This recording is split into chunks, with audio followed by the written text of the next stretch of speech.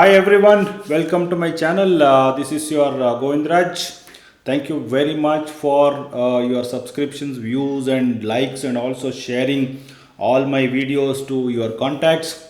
And in the previous video, we spoke about terminal benefits of a deceased employee, whether to settle it to nominee or legal heir, and we have discussed many issues.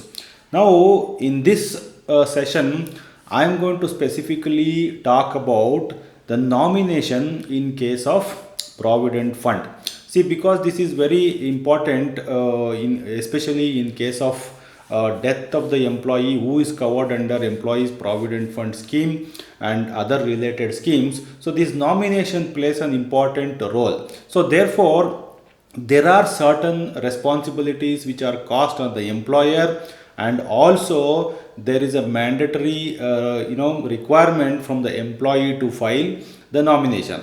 So nowadays, in the last especially 1 year, in this nomination process, so many changes have taken place, and there are online changes are happening. Today there is an eNomination is also possible in the employer in the EPF portal. So therefore it is important that we understand and also facilitate the employees to file the nomination appropriately. So now we proceed on this topic, and basically I am going to cover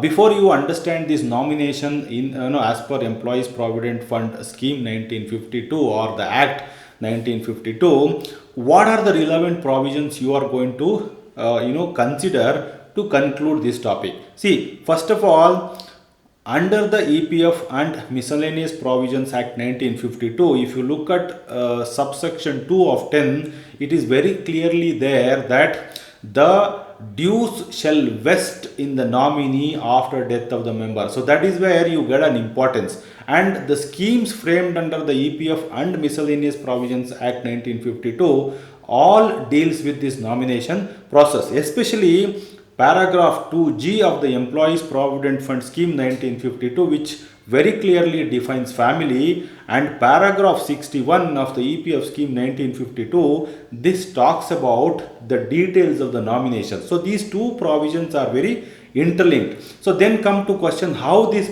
provident fund dues get settled. So for that reason, paragraph 70 and 72 of the EPF scheme very clearly talked about. So in case of nomination, if there is no nomination, how the provident fund dues are going to get settled. And on this topic, how, to whom, all these topics, it's a different topic to talk about it. So I'm going to talk on this topic in a different video. I'm not going to address on whom to be settled if there is no nomination, all those things. This video is only to be very specific to the nomination under EPF Act and also the schemes under the EPF Act 1952. So therefore I am not going to talk about it. And also you also have to consider paragraph 33 and 34, because these two paragraphs mandates the submission of declaration in form number 2. Of course, now there are changes which we will talk about it because of the e-nomination. So these are the overall provisions you need to consider before you conclude or get into this topic. Now, first of all,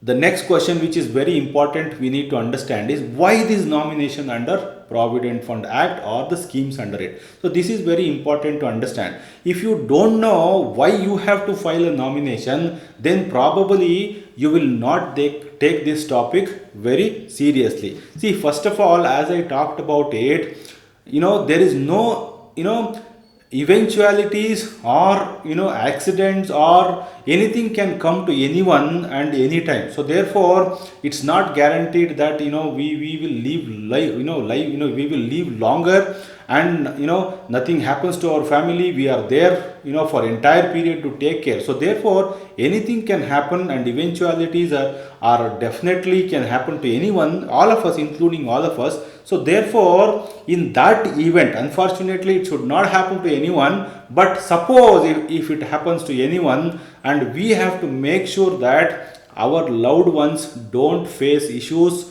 when we are not there in this world. So therefore if you don't make sure that now the nomination is appropriate and you filed your nomination appropriately, so then in the delay in your provident fund claims can happen, because that time the disputes may come up and the nomination may be invalid. All those things can happen. So therefore you have to, in the interest of your loved ones and family members, you have to make sure that your nomination is properly filed. And also if I have to talk about from the legislative point of view, it is a mandatory on the part of the employee as well as the employer, because from the employee point of view, under paragraph 33 and 34, he is obligated to submit his nomination when it is asked from the employer.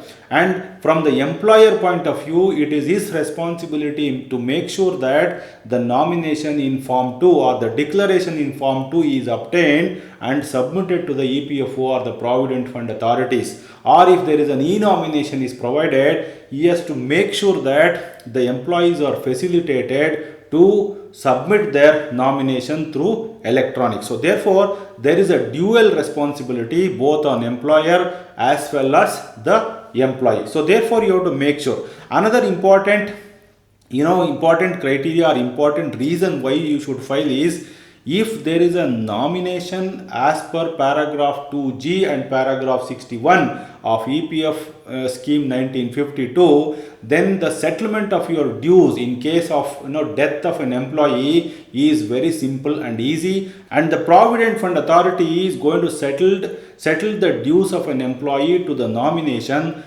to the nominee if the nomination is proper and valid. So there is no delay is going to happen. Suppose if there is the nomination is not proper, if the nomination is not filed, the nomination is incorrect, if the nomination is invalid, then there is a problem. In that case, the authorities are going to ask, or the EPFO is going to ask the LegalHeir's certificate, or the LegalHeirs will become responsible for settlement, or the LegalHeirs are going to get this benefit, and in that case the authorities or the EPFO will definitely insist for the LegalHeir or succession certificate. And getting this certificate is not so very easy, because certain states follow certain administrative procedures and certain states follow this code procedure, and the LegalHeirs or your loved ones have to go to the court and prove that they are the LegalHeirs of this deceased employee and then take the certificate. This process nowadays can take somewhere between 3 months to 1 year, and also this comes with a cost. It's not it's not free. You have to make sure you have to pay that certain cost on the amount of the property or the amount of the money. So therefore you are going to give lot of trouble to your loved ones or your family members if you have not made your nomination properly. So therefore, considering all these reasons, your nomination is very, very important. So make sure that after you watch this video, if you have not filed your nomination, please file your nomination. And also nowadays it's electronic, it's very easy, and you can change anytime. So we are going to deal with this topic in detail going ahead. Now let me take the next question, which is very important. We talked about the reason, the provisions, everything. Now whom will you nominate is very important, because if you are not very clear on whom will you nominate or whom to nominate, and if you make a nomination, that can become an incorrect nomination or invalid nomination as per Provident Fund Scheme 1952. So if you know the details, then you can nominate properly. See, first of all, the rule number 1 is you can nominate any member of your family. Then the question is, who is the member of your family? So in that case, paragraph 2G of EPF Scheme 1952 talks about the nomination or the family member. Who is your family member? So any member of your family can be nominated as a nominee for Provident Fund and other related scheme. So now coming back to this topic, who is your family member? First of all, of course, your spouse. Whether in the case of husband, the wife is the spouse, and in the case of wife, the husband is the spouse. And children, married or unmarried, can also family members, and your dependent parents and deceased son's widow and children, and husband's dependent parents in case of a female member. Of course, the male member can exclude his wife if she is, if she has been divorced as per the personal law applicable to such employee. In the same way, female member has an option to exclude husband and his dependent parents, the husband dependent parents from the family. She has got a exclusive right. And of course, member can exclude his child if he has given as an adoption, legally adopted by someone. Then the member can definitely exclude from the family definition. So now the rule number 1 we talked about, any family member can be nominated, and who is family is very clear as per paragraph 2G. Now the next question is nomination in favor of any person not belonging to his family. If he is not a family member as defined, his nomination is not valid. So that is the rule number 2. Then the rule number 3 is, when you get married or when the employee gets married, a fresh nomination is required to be made after the marriage. So therefore, in such a case, the nomination before the marriage becomes invalid. Even if you have not filed your nomination after the marriage, before the marriage, whatever you have made the nomination, that becomes invalid. So make sure that if you are unmarried and you get married, you have to file your fresh nomination. So this is rule number 3. Rule number 4 is, if you don't have any family, or if you have no family as per the paragraph 2G, then it is up to you. You can nominate any person of your choice.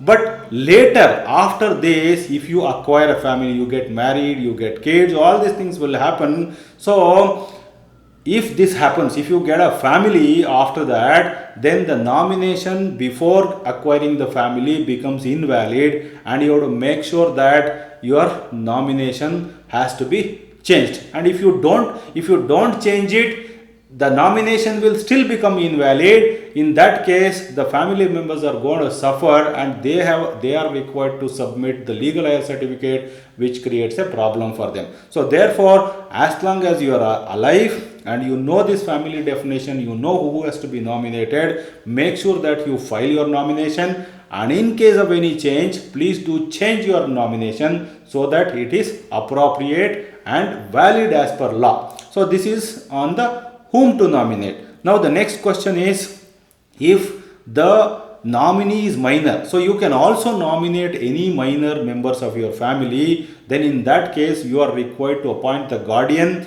and in the Provident Fund dues, you also have a right to distribute how much has to be given to such a nominee. You can make 1 or 2 nominees. It is not that only you have to make 1 nominee. You can make 2 nominees, 3 nominees, and you can also distribute how much share of your dues have to be given to this nominee once you are not there in the world. So that is one. And as I talked about it, nomination is not permanent, and that can be changed anytime during your lifetime, as long as you are the member of the EPF and your dues are not settled. So you can always change your nomination. So we completed now whom to nominate. I am sure you have understood this topic, and now the question is how to file your nomination. See, on this question, I already talked about it. As per the text of the law and as per the procedure, there are 2 procedures.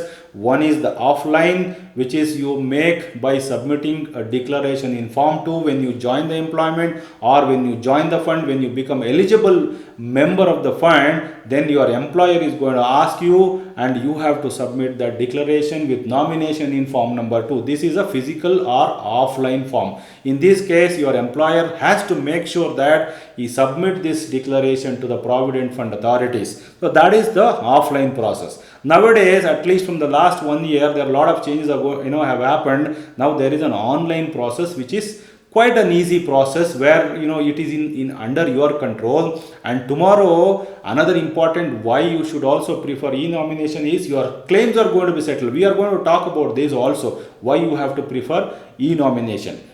So this possibility is also there. Now coming back to certain specifics of online process, as I talked about, why should you prefer an e-nomination? I would suggest you to go for an e-nomination because it is very beneficial and this beneficiary can claim the benefits online. So when as an employee you are not there in this world, if you have filed your e-nomination, then it is easy for your beneficiary or your nominee to claim the benefits online. It facilitates your loved ones to submit a claim online without any physical intervention and even without your employer intervention. And this online is faster and there is no attestation from the employer is required. Of course, there are certain technical issues with the portal that will get resolved over the time, but now it's quite a faster important, and there is no attestation from your employer is required to submit your e-nomination. And of course, the employer's approval for e-nomination is also not required. So the moment you sign your nomination in the PDF and you submit through Aadhaar e-sign verification process, then there is no approval from your employer is also not required. And before you get into this e-nomination, there are certain prerequisites, because when you get into the site, your UN login, everything, so you have to be little bit prepared so that your e-nomination does not get stuck. See, first of all, you have an UAN account, you have your login already. Make sure that you log into your UAN and there is something called your profile. Your profile has to be properly updated with your photo also, and your Aadhaar is linked, your mobile is linked, your account is linked. So without these profile updates, you can't do an e-nomination. Therefore, make sure that these three things are already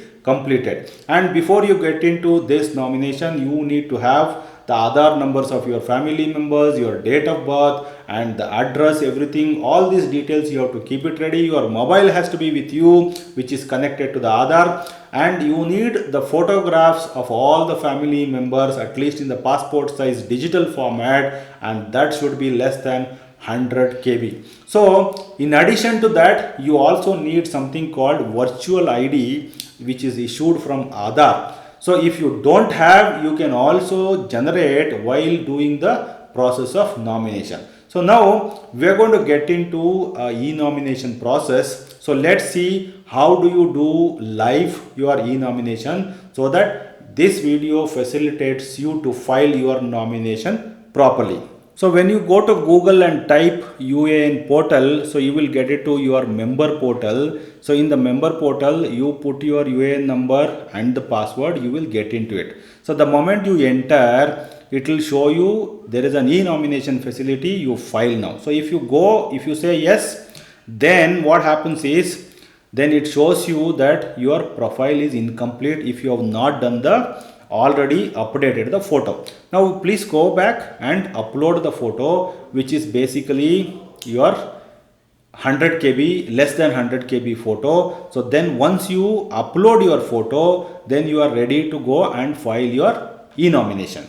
This is how you do your profile photo update. So once you click that preview, you can definitely go there. And as I talked about, your profile photo has to be less than 100 KB. So therefore, you have to make sure that you resize your photo and to bring it to within the applicable limit. And you can go to Google, there are a lot of opportunities and options for to resize. And also there is one another way is when you send your photo to your email ID, from the mobile to email ID, if you send it, then it will ask for what size it has to be sent. These are all certain limited technicalities. You can definitely make it. If you cannot make it this way, you can go to Google. There is a lot of tools are available to resize your photograph. So you can do that and keep it ready and then update your photo. Then after this, of course, next you go to your home portal, and then again it will show you for e-file nomination,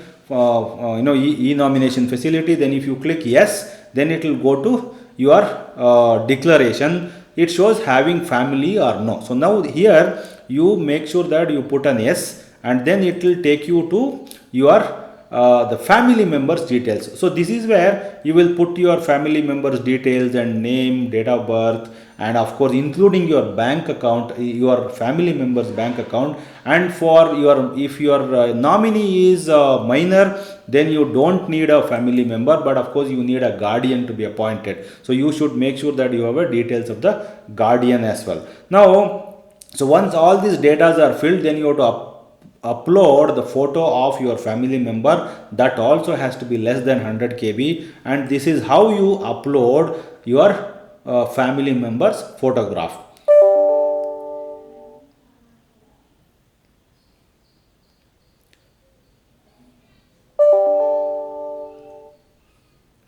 So once you are ready with your photograph updated, then your family member details have to be saved. So of course, if you want to add more family members, definitely you can add it, and you can also save it. So now here is you have added one family member, and then you are ready to distribute your the provident fund dues.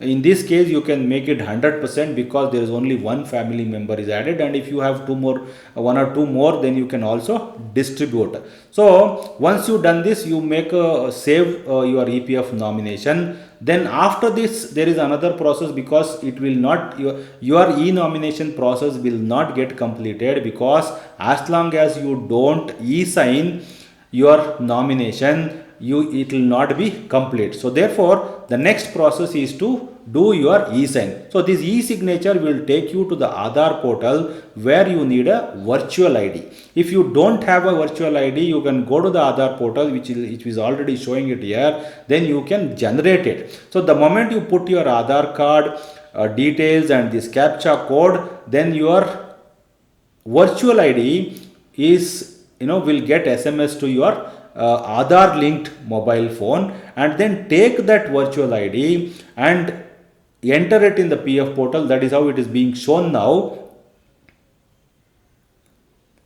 So here you show your virtual ID, and then you submit verify. And after that, what happens is you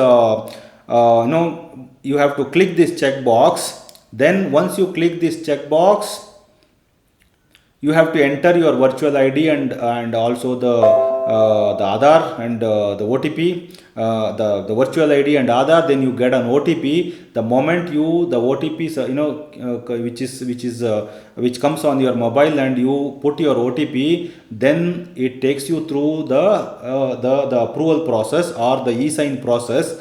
The moment this process is done, your e-hastakshar or e-signature is done. So now you can view this nomination is successful. So this already shows. Now after this, you also verify your nomination. You can go to nomination details, and if you click, it will get downloaded, and you can see what is your nomination and keep it for your documentation. So this way your e-nomination will get definitely completed, and you keep a documentation for purposes, one copy, a digital copy. And then if you want to change it anytime, of course the portal always allows you to change it. You can change anytime, so you can change it. And also, if you want to intimate your employer, you can also intimate, and it is also not required to intimate your employer, because he can already check in his portal whether it is completed or not. So this is how the employee can file his e-nomination. Now we will see how the employer can verify. If you are watching as an employer or the payroll person, you can go to your employer portal and verify how many employees have already submitted this e-nomination.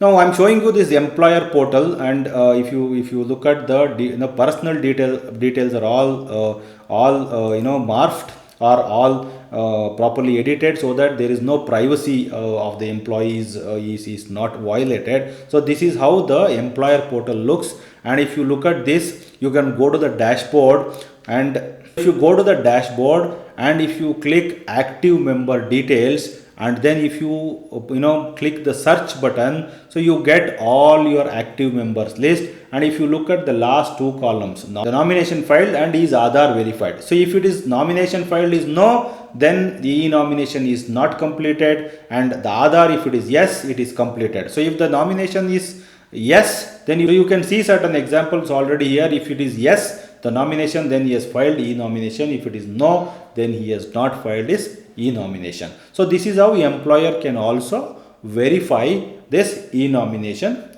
process.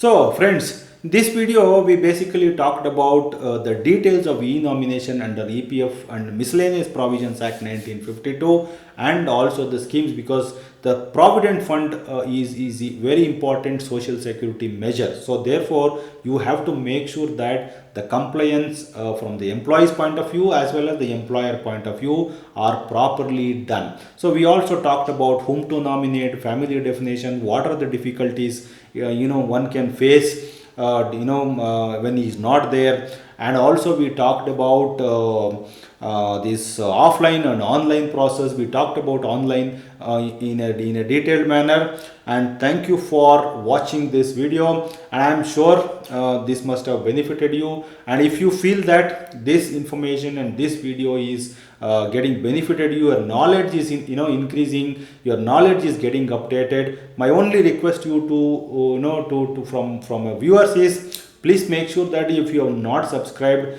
please do subscribe the channel, so that you can get more and more knowledge and more updates on this, and especially on labor law and labor relations, which are very important from the employer point of view, from the employee's point of view. So, and also I also request you to share this video to your contacts and your loved ones, so that they can also get benefited and they also can properly take care of themselves in the nomination process and nomination related details. So thank you very much friends, and see you soon in the next video.